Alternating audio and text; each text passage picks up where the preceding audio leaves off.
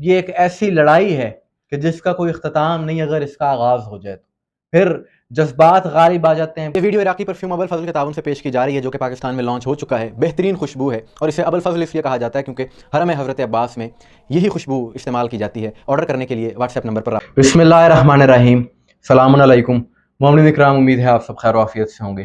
آج کے ویڈیو موجودہ عالمی حالات کے حوالے سے ایک انتہائی اہم عنوان ہے، خصوصاً حسینیت کے بارے میں، تشیع کے بارے میں، اور اس طرح کے واقعات، ایسے معاملات جب کہیں پر ہوتے ہیں تو اس کے اثرات ہوتے ہیں۔ یہ صرف ایک اس جگہ تک محدود نہیں رہتی بات جہاں پر یہ واقعہ ہوتا ہے، بلکہ پوری ملت پر، پوری قوم پر، جہاں جہاں دنیا میں حسینی ہیں، علی والے ہیں، وہاں پر اس کے اثرات ہوتے ہیں کسی نہ کسی شکل میں، اور یقیناً یہ چیزیں آپ نے بھی دیکھ رکھی ہوں گی۔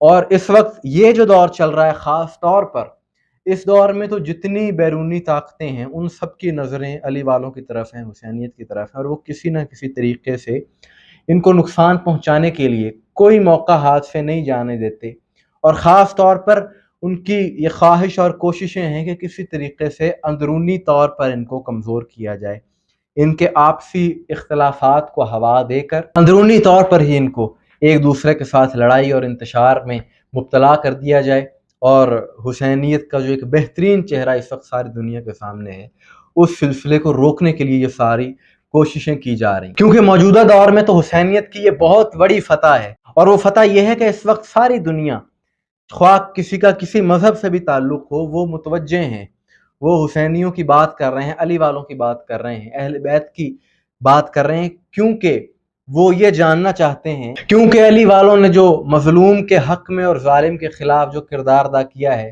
جو کام کیا ہے، وہ کام آج تک کوئی نہ کر سکا اور نہ ہی کوئی کر سکتا ہے۔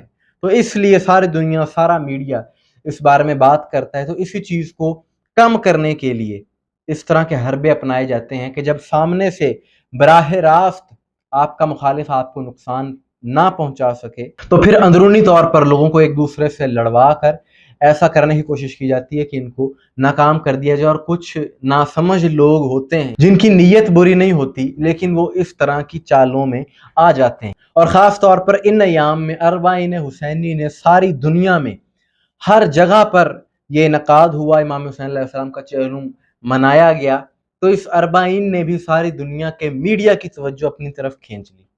تو اسی موقع پر کچھ لوگوں نے، کچھ طاقتوں نے یہ سازش کی کہ کسی طریقے سے اس چیز کو متنازع کر کے حسینیوں کو ڈیوائیڈ کرنے کی ایک منظم سازش کی گئی۔ یہ واقعہ ہے ملک عراق کے شہر کربلا کا۔ آپ جانتے ہیں کہ اس حوالے سے ہم نے تفصیلی پروگرام کر رکھے ہیں کہ وہاں پر دو طبقات پائے جاتے ہیں، دو نظریات پائے جاتے ہیں۔ ایک وہ لوگ ہیں کہ جو ایران کی حمایت کرنے والے ہیں، بہت زیادہ ایران کے حق میں، بہت زیادہ ان کی طرفداری، ان کے جذبات ایران کے ساتھ۔ اور ایک نظریہ وہ ہے، ایک طبقہ وہ ہے کہ جو ایران سے اور اس نظام سے کوئی بہت زیادہ ان کی طرفداری نہیں ہے اس طرف۔ وہ کہتے ہیں کہ مذہب کا حکومت سے اور سیاست سے کوئی تعلق نہیں ہونا چاہیے، یہ ان کا نظریہ۔ اچھا، نظریہ کسی کا کوئی بھی ہو سکتا ہے۔ تو کربلا میں کچھ ایرانی زائرین نے اور کچھ وہ لوگ کہ جن کی ایران کے ساتھ بہت زیادہ ہمدردی اور وہ اس نظریے کے قائل ہیں، انہوں نے وہاں کے شیعہ عالم آیت اللہ صادق شرازی کا دفتر جو کربلا میں ہے، اس کے باہر اکٹھے ہو کر بہت زیادہ نعرے بازی کی، اور بتایا جا رہا ہے دفتر پر حملہ کرنے کی باقاعدہ کوشش کی گئی، اور نعرے لگائے گئے کہ جی یہ برطانوی ایجنٹ ہیں۔ یہ سارا کچھ ہوا، انہوں نے یہ سارا کچھ کیا، وہاں پر نعرے بازی بھی کی، اس دفتر میں بھی داخل ہونے کی کوشش کی، وہ ساری فوٹیجز بھی منظر عام پر ہیں، جس کا نتیجہ یہ ہوا کہ بہت زیادہ وہاں پر غصہ آیا۔ ظاہر ہے جو صادق شرازی کے چاہنے والے ہیں وہ بھی وہاں پر آ گئے، اور وہاں پر بہت زیادہ کشیدگی بڑھ گئی۔ پھر وہاں پر عراقی فورسز نے مداخلت کی اور 54 سے زائد لوگوں کو گرفتار کر لیا، اور ان گرفتاریوں کے بعد حکومت پر بھی بہت زیادہ تنقید کی گئی کہ آپ نے یہ گرفتاریاں کیوں کی ہیں، اور اب بتایا جا رہا ہے کہ مزید کچھ لوگوں کو گرفتار کیا جا رہا ہے، ان کی تلاش جاری ہے، اور اس لیے حکومت گرفتار کرے کہ ان کا کہنا یہ ہے کہ اگر یہ کشیدگی بڑھ جاتی تو حالات بہت زیادہ خراب بھی ہو سکتے تھے۔ تو بات یہ ہے کہ اختلاف کسی کا کسی کے ساتھ بھی ہو سکتا ہے، نظریاتی اختلاف پایا جاتا ہے، اس میں کوئی بری بات بھی نہیں، لیکن مسائل اس وقت آتے ہیں کہ جب ایک نظریہ رکھنے والا اپنا نظریہ دوسرے پر زبردستی مسلط کرنے کی کوشش کرتا ہے. یعنی میں ایک چیز کو سمجھتا ہوں کہ یہ بات حق ہے تو میرا یہ رائٹ ہے، اور یہ رائٹ کسی کو بھی ہے کہ کوئی نظریہ رکھ سکے. لیکن مسائل اس وقت ہوں گے کہ جب دوسرے کو ہم کہیں گے کہ جی میرے علاوہ سارے ہی غلط ہیں. میں کسی کو قائل کرنے کی کوشش کر سکتا ہوں دلیل کے ساتھ، بات کے ساتھ، لیکن جب میں یہ کہہ دوں گا کہ یہ ہے ہی غلط، اختلاف کو لڑائی میں بدلا جائے گا تو پھر صورتحال کیا بنے گی؟ پھر مخالفت برائے مخالفت شروع ہو جائے گی، پھر وہاں پر ضد آ جائے گی.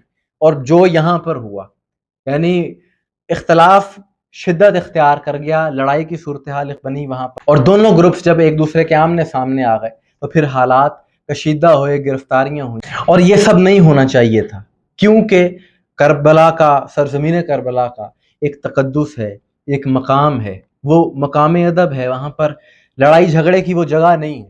اور دیکھیں اس طرف بھی علی والے ہیں، اس طرف بھی علی والے ہیں، دونوں ہی حسینی ہیں، دونوں ہی عزادار ہیں، دونوں گروہوں کے لوگ امام حسین علیہ السلام سے عشق کرتے ہیں، مولا علی سے عشق کرتے ہیں.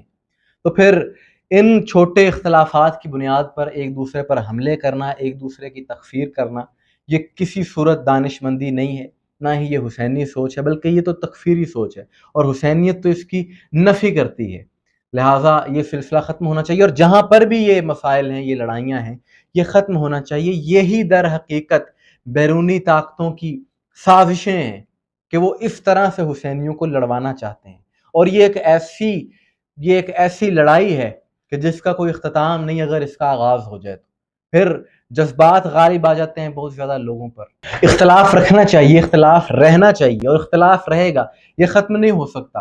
اختلافات تو شروع سے چلتے آ رہے ہیں، لیکن ان اختلافات کو جنگ میں تبدیل کر دینا، ایک دوسرے کے ساتھ لڑائی کرنا، اور یہاں تک کہ ایک دوسرے پر الزامات لگانے شروع کر دینا، ایجنٹ ایک دوسرے کو کہنا، تو یہ سلسلہ نہیں ہونا چاہیے، کیونکہ اس سے ملت کی، قوم کی وحدت کو نقصان پہنچتا ہے.